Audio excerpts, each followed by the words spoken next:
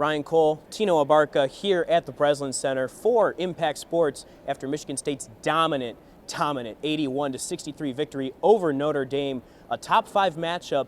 And early on in this one, it really didn't look like a top 5 matchup because Michigan State pretty much ran Notre Dame out of the gym right from the start in this one, Tino.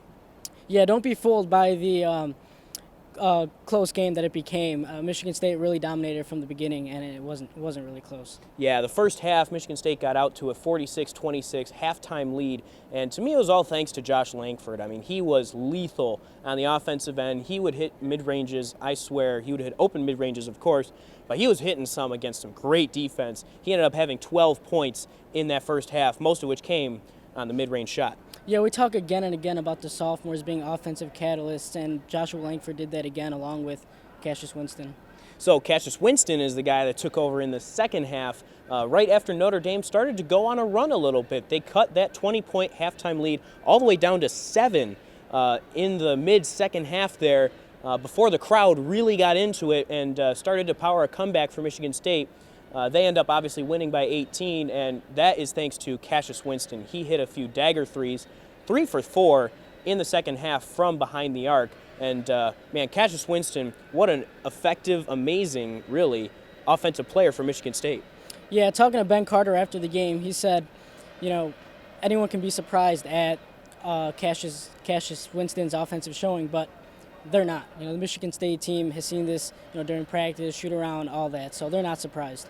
And the secret to me in this one, I think, was the rebounding. Michigan State, 3 weeks after giving up 25 offensive boards against Duke in the Champions Classic over there in Chicago, they doubled up Notre Dame on the boards today, 42-21 on the glass. And really from the start, Michigan State showed that they were just a more physical team on the court tonight.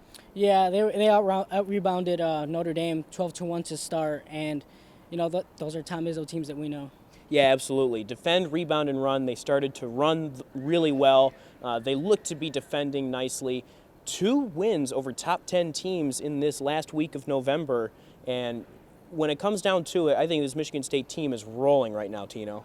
Yeah, I mean, they're going to get back to work. They have Nebraska coming up on Sunday, but they're going to celebrate these wins. I mean, these are huge wins at the beginning of the season, something that they couldn't really get last year. Yeah, so Michigan State improves to 6-1 on the year, and as Tino said, they play against Nebraska, a conference foe. Yes, you heard that right.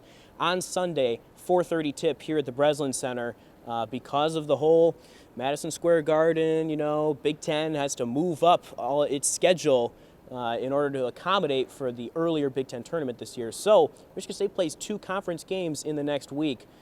They travel to Rutgers just 2 days after that Nebraska game. So Michigan State 6-1 on the year. They are number 3 in the country. Shouldn't be moving anywhere, at least down. They might move up after just 2 dominant victories over some big-time ACC teams. So for Tino Abarca, I'm Ryan Cole. Again, 81-63 Michigan State over Notre Dame here at the Breslin Center. Thanks for watching.